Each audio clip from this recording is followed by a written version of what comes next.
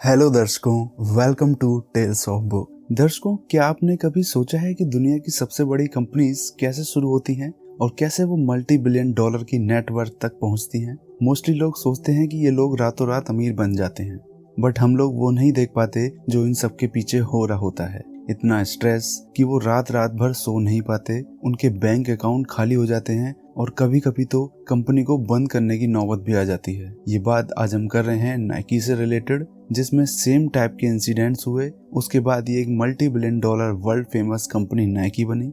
आज हम ऐसी बुक समरी लाए हैं जिसमें ऑथर अपनी कंपनी के ग्रो होने की स्टोरी खुद शेयर करते हैं, यानी कि ये बुक एक ऑटोबायोग्राफी है कंपनी के इंटरनल सर्कमस्टेंसेस के साथ। और इस बुक का नाम है शू डॉग, जिसके ऑथर हैं फिल नाइट, जो अपनी बुक में अपनी कंपनी नाइकी के बारे में बात करने वाले हैं। फिल नाइट नाइकी के फाउंडर हैं। इस बुक समरी में फिल नाइट से उनके एक्सपीरियंस से बहुत कुछ सीखने को मिल सकता है। वीडियो को लास्ट तक देखें और चैनल को अगर अभी तक सब्सक्राइब नहीं किया है तो प्लीज़ कर दीजिएगा।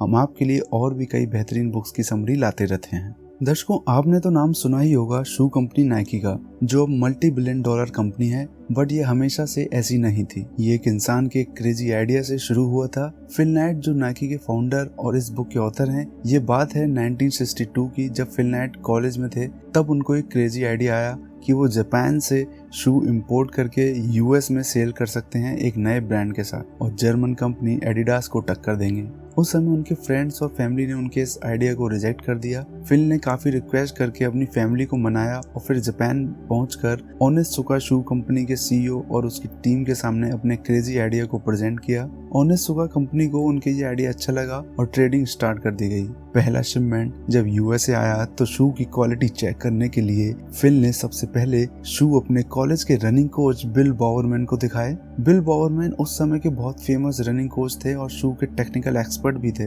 वो शूज बिल बॉवरमैन को बहुत पसंद आए और उन्होंने फिल के आगे पार्टनरशिप का ऑफर रखा, जो कि फिल ने एक्सेप्ट किया। इस तरह बिल बॉवरमैन बने को फाउंडर। दर्शकों, आजकल रनिंग करना हर एक फिटनेस ट्रेनर और कोच रिकमेंड करता है, और यहाँ तक कि काफी लोगों का डेली रूटीन भी है रनिंग करना। बट कुछ साल पहले रनिंग करना इतना पॉपुलर नहीं था। उस जमाने में सिर्फ एथलीट ही रनिंग किया करते थे।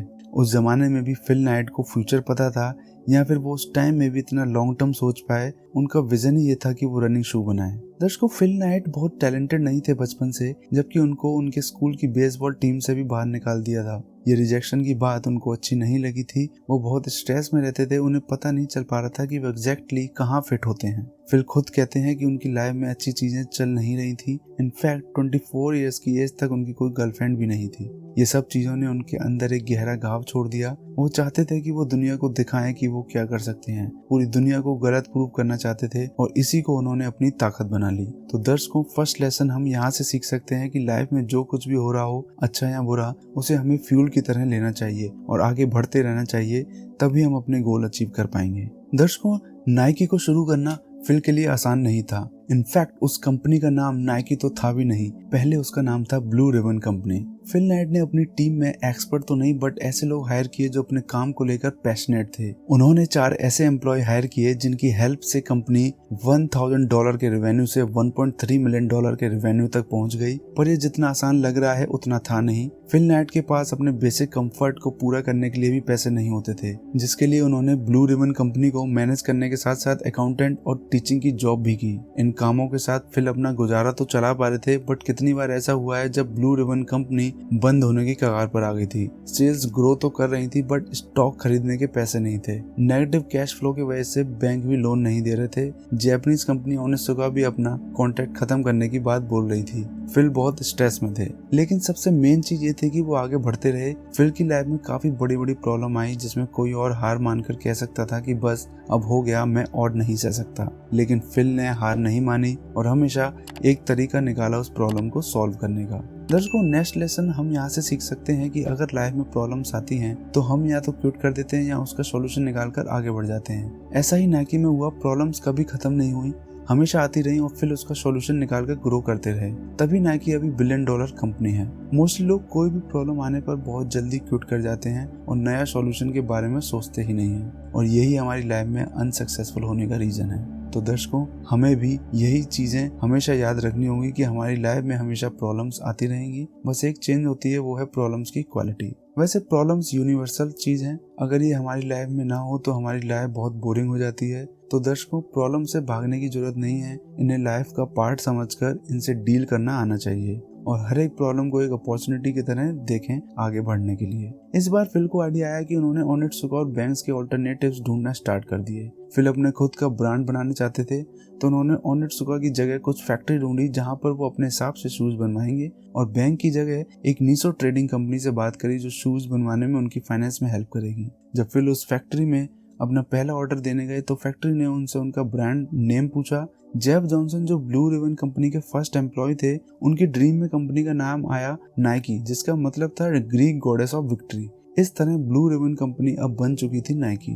फिल नाइट एक बिलियनर होने के बावजूद भी उन्होंने कभी पैसे के बारे में ज्यादा बातें नहीं करी। फिल ने बताया कि उन्होंने ये कंपनी पैसे कमाने के लिए नहीं बनाई। आगे कहते हैं कि वो ऐसा इसलिए करते हैं कि उन्होंने उस मूवमेंट में बिलीव किया, वो इस कंपनी और उसकी वैल्यूज में बिलीव करते हैं। दर्शकों, एक एंटरप्रेन्योर के लिए उसकी टीम बिल्डिंग स्किल्स भी उसकी कंपनी ग्रोथ में बहुत इंपॉर्टेंट रोल प्ले करती हैं। फिल नाइट ने उस स्किल का बहुत ही अच्छे से यूज किया और उन्होंने अपनी टीम बहुत ही अच्छी बनाई थी। स्टार्टिंग में फिल ने उन्हीं लोगों को हायर किया जो कंपनी के मिशन में बिलीव करते थे और सेम पैशन वाले लोगों को ही हायर किया और सही लोगों को सही डिपार्टमेंट में रखा। इसी वजह से Nike as a company grow करी। बिजनेस के बारे में और अच्छे से जानने के लिए रीवर्क बुक से भी आप बहुत कुछ सीख सकते हैं। इसमें आपको सीखने को मिलेगा कि कैसे आप बिजनेस को ग्रो कर सकते हैं, उनके इंटरनल कल्चर को बैलेंस करके। इस बुक की हिंदी समरी आपको आई बटन में और नीचे डिस्क्रिप्शन में मिल जाएगी, एक बार वीडियो जरूर देखिएगा। दर्शकों, अगर आप अपनी लाइफ में कुछ भी अचीव करना चाहते हैं, कहीं ना कहीं आपको दूसरे लोगों की जरूरत पड़ेगी। आप अकेले कुछ बड़ा अचीव नहीं कर सकते। काफी लोग सारे काम खुद करने लग जाते हैं, बट ये लॉन्ग टर्म मेथड नहीं है सक्सेसफुल होने का। ये तरीका प्रैक्टिकल नहीं है। आपको ये समझना होगा कि चाहे आप जितने भी टैलेंटेड हो, कोई ना कोई ऐसा होगा जो वो काम आपसे बेहतर कर लेगा। इसलिए आप फोकस करें एक अच्छी टीम डेवलप करने में। फिल की प्रॉब्लम्स यहीं खत्म नहीं होती। इंडिपेंडेंट फैक्ट्री से ऑर्डर तैयार करने के बाद ओनित्सुका जापानीज कंपनी ने फिल नाइट पर केस कर दिया और नाइकी की बढ़ती सक्सेस और पॉपुलैरिटी को देखते हुए अमेरिकन मार्केट के कंपेटिटर्स ने भी नाइकी को टैक्स के मामले में फंसा दिया, जिसमें फिल को $25 मिलियन गवर्नमेंट को चुकाने थे। लेकिन फिल ने ना तो ओनित्सुका के कॉन्ट्रैक्ट के केस में हार मानी और न उनके कंपेटिटर्स के उनके फंसाने के केस में। दोनों ही केस में उन्होंने अपने वही पैशन और परसिस्टेंस की क्वालिटी की हेल्प से उन्हें अपने फेवर में सेटल किया। उसके बाद तो नाइकी की सेल बस बढ़ती ही गई और अब नाइकी बस अमेरिका का ही नहीं, पूरे वर्ल्ड का सबसे फेवरेट शू ब्रांड बनता जा रहा था। ये सब इसलिए भी हो रहा था जो उनके कंपेटिटर्स कंपनी में नहीं हो रहा था, वो था unique working culture, quality products, best celebrity endorsement team और उनके साथ अच्छे रिलेशनशिप। दर्शकों, यही थी ब्लू रिबन से नाइकी बनने तक की story by Phil Knight. Phil Knight की इस बुक की हेल्प से जो हम सीख सकते हैं वो है नंबर 1, क्रेजी आइडिया। मोस्टली लोगों की लाइफ में ऐसा कुछ होता है जिसके लिए वो पैशनेट होते हैं। अगर नहीं है तो उसे ढूंढना जरूरी है अपनी लाइफ को मीनिंगफुल बनाने के लिए। Number 2, don't stop and keep moving attitude. अपने क्रेजी आइडिया को रियलिटी में कन्वर्ट करते हुए हमें कई दिक्कतें आएंगी, बट आपको रुकना नहीं है और वहीं पर दिखाना है डोंट गिव अप और डोंट स्टॉप वाला एटीट्यूड, और तब तक लगे रहें जब तक आपका क्रेजी आइडिया रियलिटी ना बन जाए, बिल्कुल फिल नाइट जैसे। दर्शकों, मैं उम्मीद करता हूँ ये स्टोरी आपको बहुत कुछ सिखा चुकी होगी और ज़्यादा सीखने के लिए फिल नाइट की इंस्पिरेशनल भरी लाइफ को डिटेल में जानने के लिए इस बुक को बाय करके कंप्लीट रीडिंग जरूर करें। बुक को बाय करने का लिंक नीचे डिस्क्रिप्शन में मिलेगा। तो बस यही थी ऑथर फिल नाइट की बुक शू डॉग की हिंदी समरी। चैनल को सब्सक्राइब करना ना भूलें। अगर पसंद आए तो लाइक, कॉमेंट और शेयर जरूर करिए, और अगर पसंद ना आए तो अपना feedback and suggestion comment box में ज़रूर बताएं, जिससे हमें ये पता चलेगा कि हमें क्या इम्प्रूव करना है आपके लिए। Thanks for watching.